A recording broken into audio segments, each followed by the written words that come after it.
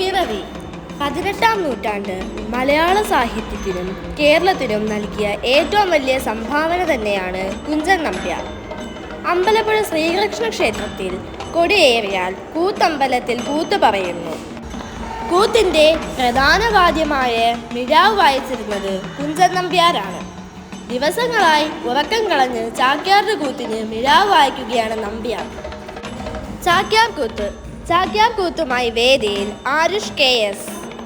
എന്തിനീ അലങ്കാരം? സുന്ദരിമാരൊക്കെ ഒരുപാടുണ്ടല്ലോ.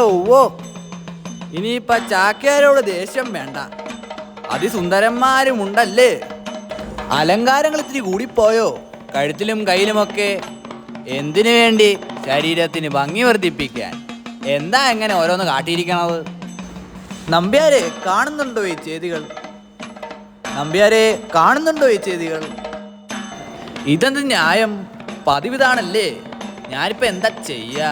ദേ കണ്ടില്ലേ നമ്പ്യാർ മിരാവിൻ്റെ പുറത്ത് ശയിക്കുന്നത്. കേമമായി, തരക്കേടില്ല നമ്പ്യാരേ. ഈ വിദ്വാൻ ഇതൊക്കെ ഭൂഷണമോ?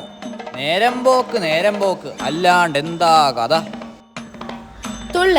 തുള്ളൽ എന്നത് കേരളത്തിലെ പുരാണ കഥകളെ അടിസ്ഥാനമാക്കിയുള്ള ആക്ഷേപഹാസ്യ സ്വഭാവമുള്ള ഒരു നൃത്തകാവ്യ പ്രകടന രൂപമാണ്. ചാക്യാരുടെ ആക്ഷേപത്തിന് മുന്നിൽ പിറവിയെടുത്ത സാധാരണക്കാരൻ്റെ കഥകളിയാണ് തുള്ളൽ. പ്രധാനമായും 3 വിധത്തിലുള്ള തുള്ളലുകളുണ്ട്: ഓട്ടൻതുള്ളൽ, ശീതങ്കൻ തുള്ളൽ, പറയൻ തുള്ളൽ. നാം ഇന്നിവിടെ ആവിഷ്കരിക്കുന്നത് ഓട്ടൻതുള്ളലാണ്. തുള്ളൽ അവതരിപ്പിക്കുന്നത് മഹേശ്വർ.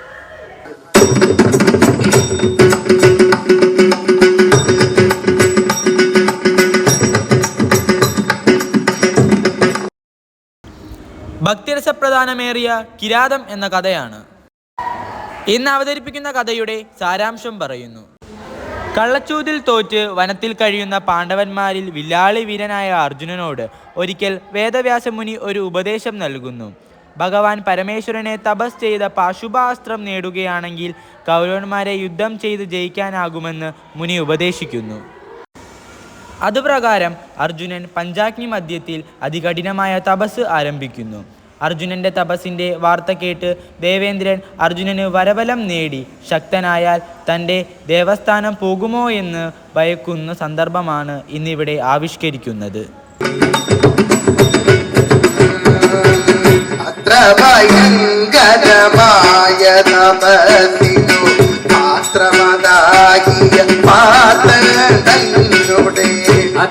ഭയങ്കരമായ തപസ്സിനോ പാത്രമതാകിയ പാത്രത്തിനൂടെ പാർപ്പകൾ കേട്ടത വാസവനുള്ളിൽ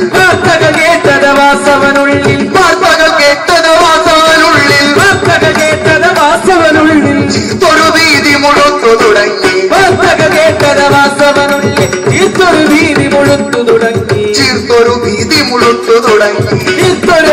മുഴുത്തു തുടങ്ങി ഈ പാർത്ഥിവവരൻ ഇവൻ എന്നോട് രാജ്യം,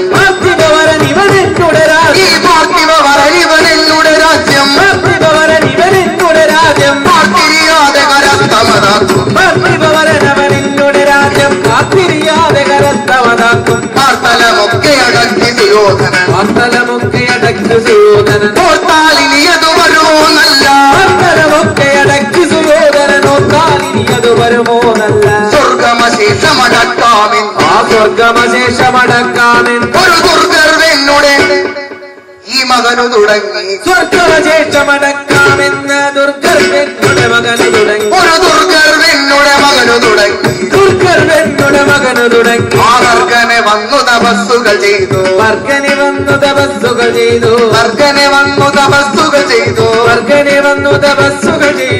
ദുർഗതി നീക്കാമെന്നു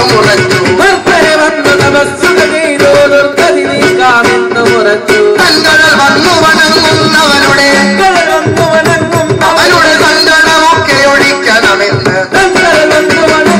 അവരുടെ സങ്കടമൊക്കെ ഒഴിക്കണമെന്ന് ആ ശങ്കരനൊന്നു കടാക്ഷിക്കുമ്പോൾ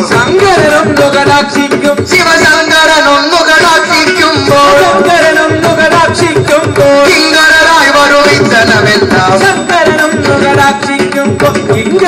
വരുവിച്ചനമെല്ലാം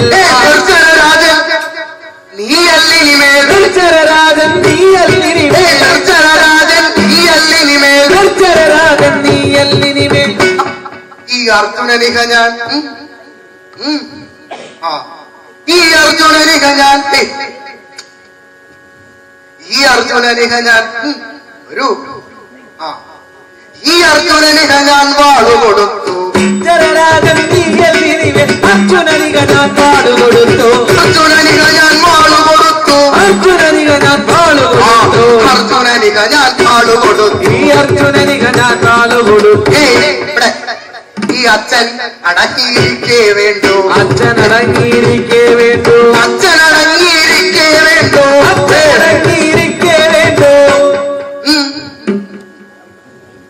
വച്ചാലും വാളെന്നു ഗിരീശൻ അച്ഛൻ അടങ്ങിയിരിക്കേ വേണ്ടു വച്ചാലും വാളെന്നു ഗിരീശൻ കൽപ്പിച്ചെങ്കിലാണെന്നല്ല കൽപ്പിച്ചെങ്കിലാണെന്നല്ല പരീക്ഷയ്ക്കൊന്നൊരിയാടാമോ കൽപ്പിച്ചെങ്കിലാണെന്നല്ല ഇപ്പരിശയ്ക്കൊന്നൊരിയാടാമോ ഇത്തൊഴിലൊക്കെ വരുത്തും തൊഴിലൊക്കെ വരുത്തും നമ്മുടെ പുത്രൻ ഫൽഗുണനെത്ര സമർത്ഥൻ ഇത്തൊഴിലൊക്കെ വരുത്തും നമ്മുടെ പുത്രൻ ഫൽഗുണനെത്ര നമ്മുടെ പുത്രൻ ഫൽഗുണനെത്ര സമർത്ഥൻ പുത്രൻ ഫൽഗുണനെത്ര സമർത്ഥൻ ധനമെന്നുള്ളത് മോഹിക്കുമ്പോൾ ധനമെന്നുള്ളത് മോഹിക്കുമ്പോൾ വിനയമൊരുത്തനുമില്ലികനൂനം ധനമെന്നുള്ളത് മോഹിക്കുമ്പോൾ വിനയമൊരുത്തനുമില്ലികനൂനം തനയൻ ജനകനെ വഞ്ചന ചെയ്യും തനയൻ ജനകനെ വഞ്ചന ചെയ്യും ജനകൻ തനയനെ വധവും കൂട്ടും തനയൻ ജനകനെ വഞ്ചന ചെയ്യും ജനകൻ തനയനെ വധവും കൂട്ടും.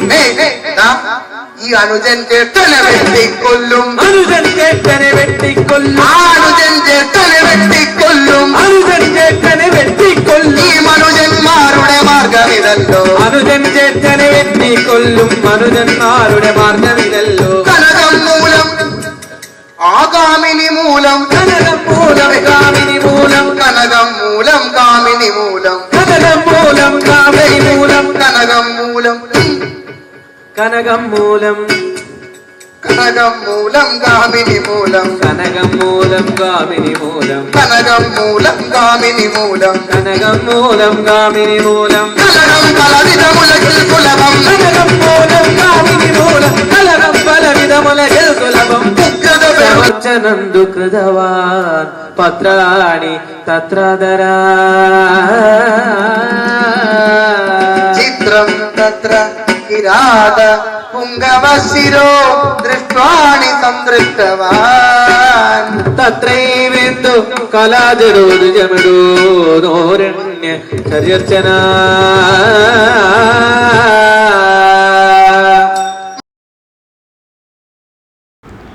പുരാണ കഥകൾ പുതുതലമുറയിലേക്കും എത്താൻ കാരണഭൂതമാകുന്നുണ്ട്.